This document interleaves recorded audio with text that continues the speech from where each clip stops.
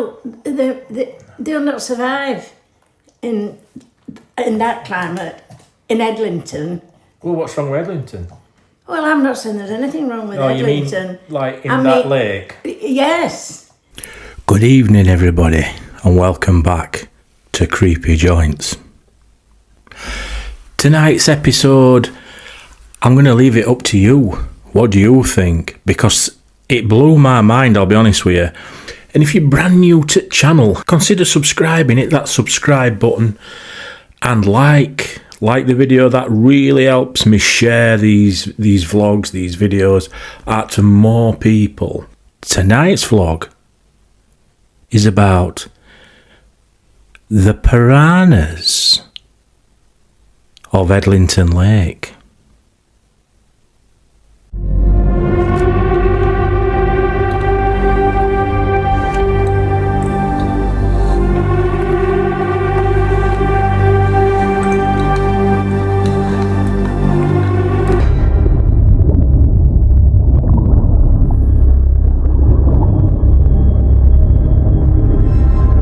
Piranhas?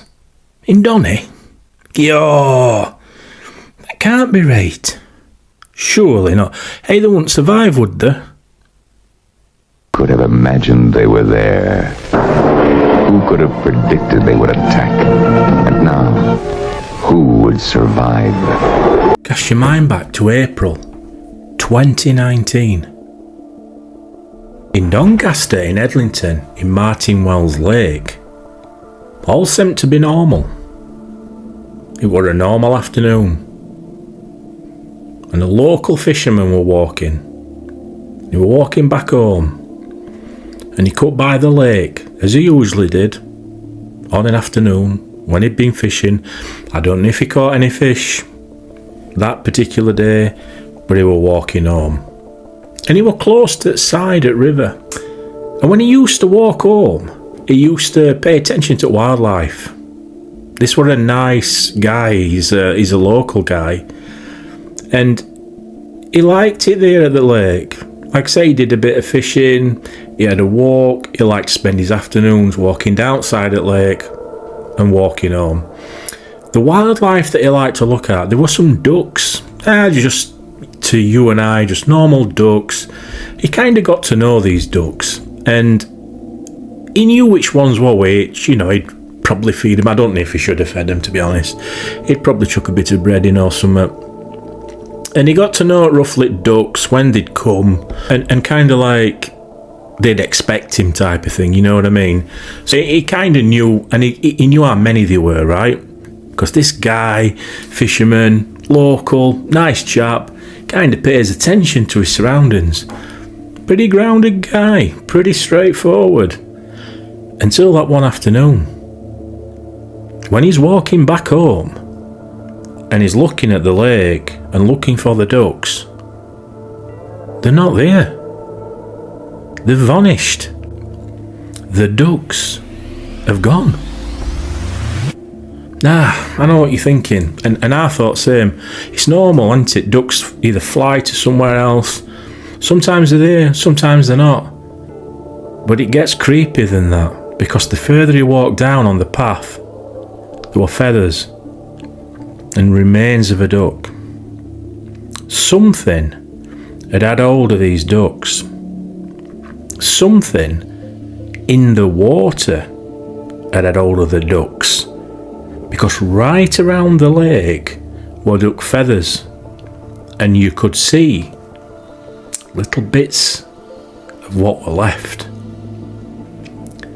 Which sounds very creepy, and it probably were upsetting for the guy, because like I said, he liked nature and he enjoyed seeing wildlife, but yeah, he was disturbed by this, and it upset him. Could it be kids messing about? Could it be a fox? But he's thinking, what's going off here? He returns and he makes a beeline for the same route. The following couple of times he's nearby, I think the following couple of days, he does a beeline, he has a look, see if he can see out suspicious, anything going off. What he actually found a couple of days later blew his mind. To his absolute horror, at the side of the lake was a piranha fish. He went on to tell the story, but not many could believe the story. I don't know if I still do believe it, but even when I'm recording this now, I believe it because it happened, but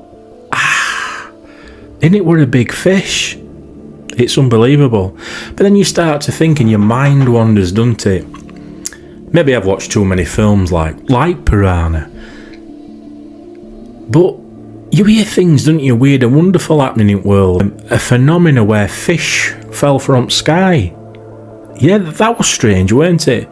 Could this have been like a tornado or a storm pulled fit? But they can't. But then I can't imagine that, because they'd have to come across Atlantic, wouldn't they, in a tornado and then drop in Donny, and I can't imagine that. I just really can't. I don't know what's happening here.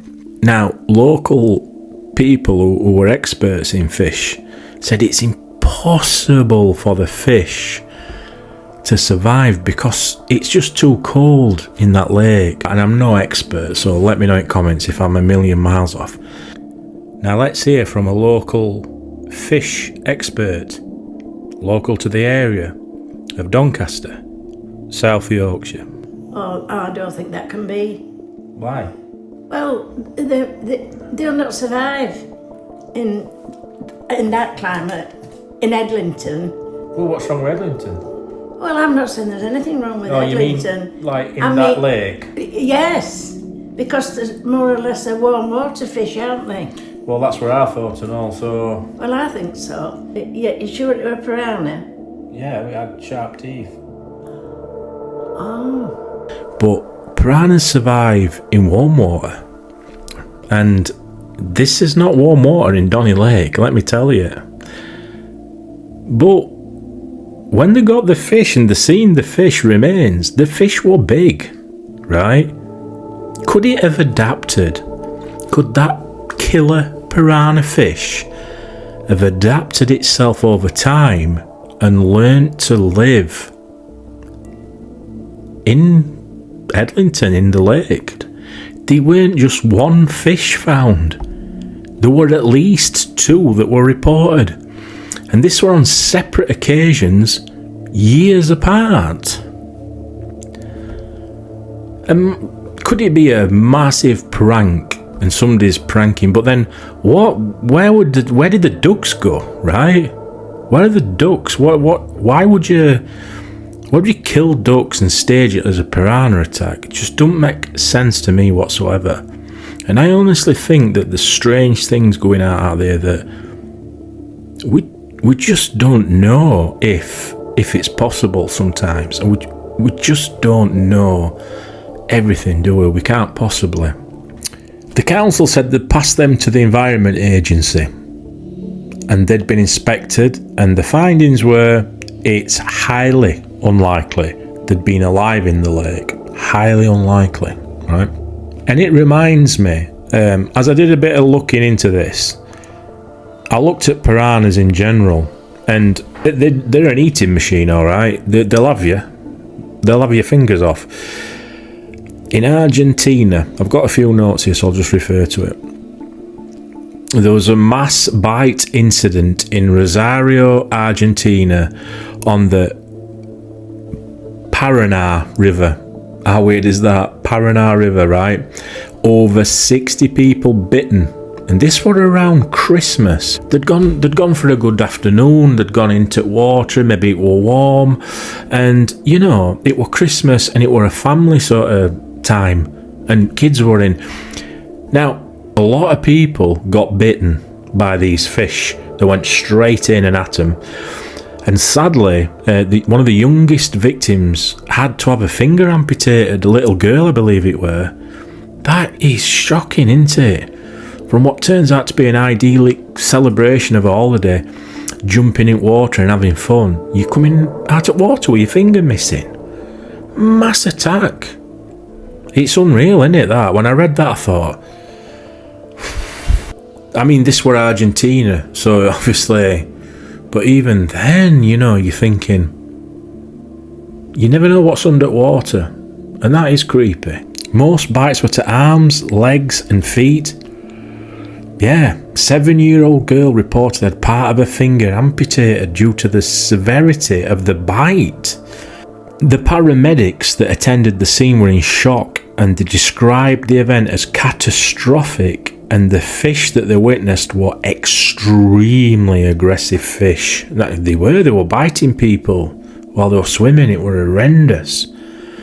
Piranhas River, Rosario, Argentina. It's a funny one. I remember when I was a kid, growing up in 80s, my favourite film, and still my favourite film ever, and it's in its own category. It's not really horror, not strictly. Some say it is. Jaws, right? And when I saw Jaws for the first time, I couldn't believe it. Do you know what I mean? Hey, I was scared. This is true, and I'm probably not only one. Kids at 80s. I was scared to go in local swimming baths, right?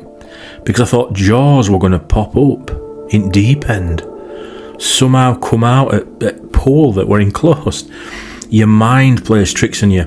I can't imagine as a kid, if I were a kid around that era in 2019 and I heard a story about piranhas, I'd no way, I wouldn't go near water.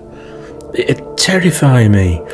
I think back and it's like, wow, you really don't know as well what's underwater in these lakes. You can't know, you can't see, can you? Especially in UK, they're murky. Hey, there's people lost their lives in places like Manvers Lake. Very, very tragically, because it looks inviting, the water, but you've no idea what's underneath. And especially around here where there's filled in old pits and pit tops where they've probably filled in vast areas of land, and they might have left building equipment down there, mightn't they? And mining equipment might have just been covered over with rubble and rocks and maybe barbed wire and all sorts. And then it's covered up a little bit. There's a base made, and then a lake, a man-made lake's formed. And over time, who's to say that stuff don't start coming up? And that is very serious, actually, because a lot of these lakes, like I said, if they're built over a pit, what if there's a pocket of air in it? They reckon that can pull you under, don't they? So, it gets your mind thinking, what's under that water? And for it to be a piranha, what do you think in comments? You could pretty much say, can't you, 90 so much percent that, of course, it's got to have been put there, right? What if there's more of them in there? Well, I ain't getting in to find out, let me tell you that. Yeah, so if you like stories like this, a lot of them that I'm looking to do are about ghosts and strange phenomena and things happening. They can be really creepy to research as well. If you like this sort of format and me telling these stories, and check out my channel, and thanks for viewing. If you're already a subscriber, it means well to me, to be honest. I love doing this. And yes, I've got the series that is coming back that is films I can't unsee.